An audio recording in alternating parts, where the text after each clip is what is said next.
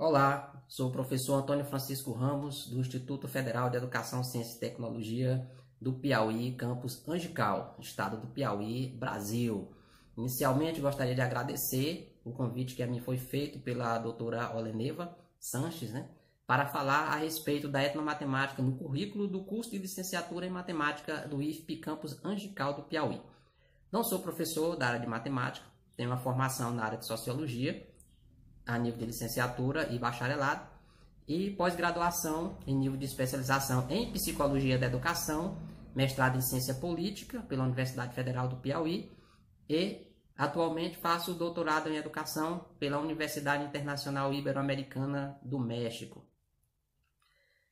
Bem, o Instituto Federal de Educação, Ciência e Tecnologia aqui no estado do Piauí é uma instituição centenária que funciona desde o ano de 1909, inicialmente com o nome de Escola Educando Artífices, e com o passar do tempo passou a ter diversas denominações ao que conhecemos hoje como Instituto Federal de Educação, Ciência e Tecnologia.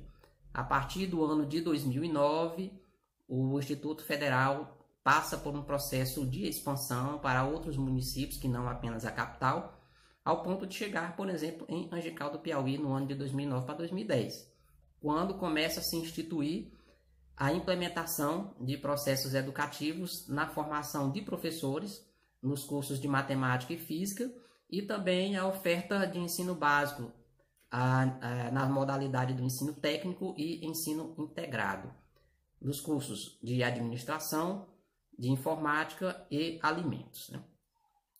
No que se diz respeito à perspectiva da etnomatemática como parte do currículo, que é o nosso tema aqui de discussão, é algo recente, visto que os cursos de licenciatura, em particular de matemática, passam a funcionar a partir do ano de 2010, a primeira proposta do projeto político do curso não previa a etnomatemática. Quando a gente faz a leitura de todo o documento, em nenhum momento a palavra etnomatemática aparece, seja diretamente como parte de algum componente curricular, ou seja, nas próprias referências bibliográficas consideradas básicas ou complementares do curso. Entretanto, a primeira versão do projeto pedagógico do curso, previa algumas disciplinas flexíveis, a exemplo dos núcleos temáticos, que possibilitava ao professor uma certa liberdade em estruturar este componente curricular a partir de eixos temáticos. No ano de 2015, eu tive a oportunidade de ministrar uma disciplina chamada Núcleos Temáticos 2, com o eixo temático, a Lei 10.639, de 2003, que trata sobre a história e a cultura africana e afro-brasileira, que depois foi atualizada pela Lei 11.645, de 2008, que incluiu também, nesse rol de possibilidades curriculares, a história e a cultura indígena. Então, o desafio foi: quais os referenciais teóricos e que procedimentos metodológicos poderiam ser utilizados para se ensinar a história e cultura africana ou afro-brasileira e indígena, que seja o que traga implicações positivas para a formação do professor na área de matemática. O resultado foi uma enorme interrogação e alguns dias de silêncio, visto que na própria biblioteca, os próprios professores de outras áreas, inclusive da área da matemática, não tinham referenciais que pudessem, a princípio, nos fornecer para estruturar o plano de curso.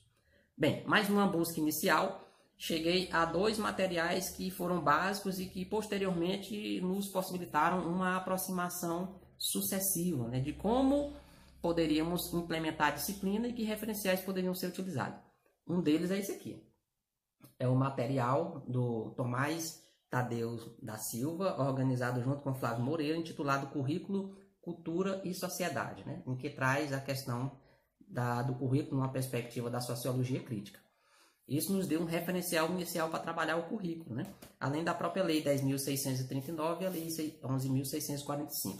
Um outro material foi esse aqui, pensando no como. Então, como efetivamente poderíamos trabalhar esse componente curricular para os alunos da matemática, de maneira que eles pudessem levar a sua experiência também para a sala de aula.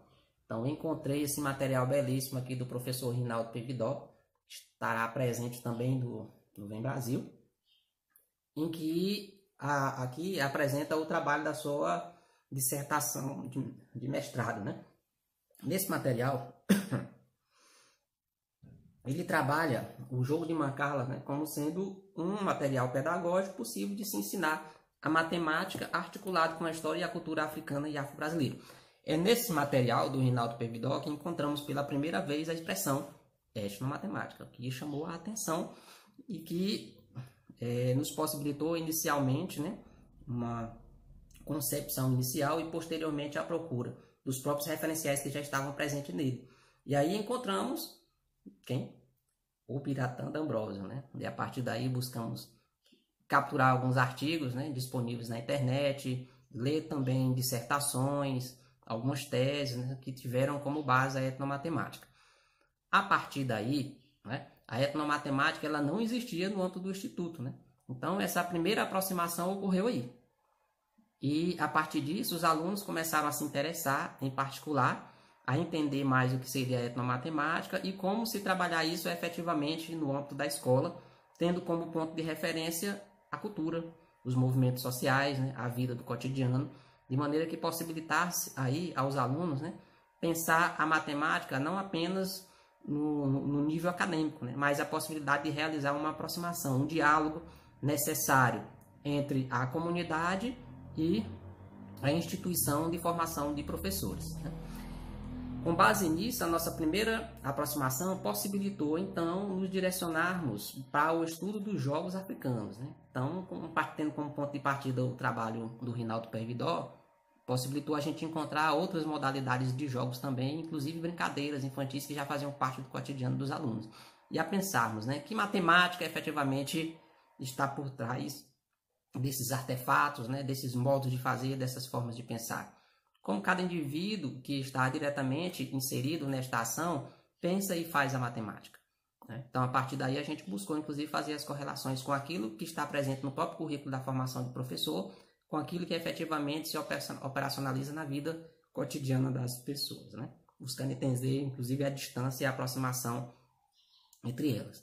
Mas, a partir do ano de 2015, em particular, entre o ano de 2015 e 2016, a proposta curricular do curso de formação de licenciatura, do curso de matemática, passou por algumas reformulações. E uma delas foi justamente a extinção do componente curricular Núcleo Temático 2. Com a extinção desse componente curricular, foi introduzido um outro componente curricular, o projeto integrador. Agora, a partir dessa perspectiva, o que nós observamos? O surgimento da expressão etnomatemática. O que antes não existia, passa agora oficialmente a existir. Se antes, né, a etnomatemática ocorria de maneira informal, ou seja, a partir da própria ação política do professor, agora efetivamente ela passa a se instituir nos documentos que normatizam e que orientam a ação de formação do professor. Passa então a integrar um dos componentes curriculares. Numa perspectiva de etnomatemática com pesquisa, visto que os projetos integradores eles visam, como o próprio nome já diz, fazer uma convergência entre os diversos componentes curriculares ofertados num determinado módulo ou período de curso, a partir de uma perspectiva investigativa, de pesquisa. O outro componente curricular foi o denominado metodologia de ensino da matemática. Aqui, neste módulo, passou a existir como uma das tendências pedagógicas a ser aprendida pelos alunos no processo de formação, a etnomatemática. E junto à etnomatemática, articulada com outras perspectivas também, como a modelagem, resolução de problema, a história da matemática, informática, jogos, né? E o currículo oficial.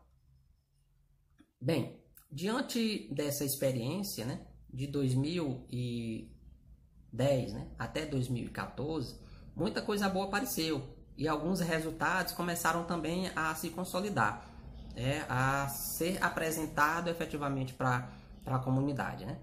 E a gente pode citar como exemplo, né, a partir dos núcleos temáticos, né, no ano de 2015, os alunos passaram a se interessar pelo tema e conseguimos constituir um grupo de estudo. Esse grupo de estudo, por exemplo, né, tem como foco a etnomatemática, e esse grupo de estudo ele acabou por se desenvolver em duas direções. Uma, buscando entender os artefatos de origem indígena e a matemática contida neles. E, por outro lado, a perspectiva dos Jogos Africanos. Ambas as linhas, né, de estudo estavam diretamente ligadas às mudanças curriculares implementadas tanto pela Lei 11.645 quanto pela Lei 10.639. A partir daí, foram elaborados alguns projetos de investigação e que rendeu, inclusive, o apoio financeiro por parte do PIBIC, né, em que a gente fez trabalho de pesquisas focada nos artefatos de ancestralidade indígena, buscando entender a geometria ou os conhecimentos de matemáticas presentes neles, né? E houve ainda a participação, inclusive, de alunos do campo da física, né, que buscou entender também a física presente em algumas alavancas de ancestralidades indígenas, né? Bem, de posse dos materiais produzidos, relatórios de pesquisa, né, foram transformados em artigos e tivemos a oportunidade de apresentá-los e publicá-los em eventos locais, nacionais e até internacionais. No ano de 2019, tivemos a oportunidade de participação dentro do seminário de pesquisa e extensão, né, de uma das palestras, né, que teve como foco a etnomatemática, né? Inclusive, a gente teve a grata satisfação de ter como participante a doutora Oleneva Sanches, né, como uma das nossas palestrantes. E do ano 19 para cá, a gente tem ampliado o foco da discussão com a produção de trabalhos de conclusão de curso, tanto no nível de graduação quanto no nível de pós-graduação, né? O que mostra que, de certa maneira, essa tendência, tanto podemos dizer pedagógica como de pesquisa, né, passa a se consolidar gradativamente no âmbito do Instituto Federal de Educação, Ciência e Tecnologia do Piauí, né? E ficamos muito gratos com essa possibilidade, visto que a abordagem da etnomatemática trabalha ou anda numa perspectiva interdisciplinar, transcultural e humanista, né? O que possibilita, inclusive, se desconstruir aquela ideia negativa que se tinha sobre a matemática, né, em que ela passa a ser um conhecimento crítico e que possibilita o indivíduo a compreender a sua realidade, né? Então, nesse sentido, a etnomatemática tem se consolidado gradativamente no âmbito do Instituto Federal de Ciência e Tecnologia e que, inclusive, estamos aqui já na forma com uma reunião de artigos que em breve serão publicados em formato de livros. Bem, em resumo, podemos dizer que a etnomatemática no currículo do Instituto Federal de Ciência e Tecnologia, ela se insere efetivamente no plano formal a partir do ano de 2016, com a nova proposta do projeto político do curso, que inseriu nesses dois campos curriculares, que é da metodologia de ensino e na perspectiva da investigação, certo? Ademais, nos colocamos à disposição para qualquer dúvidas durante todo o evento. Bom, obrigado e até mais.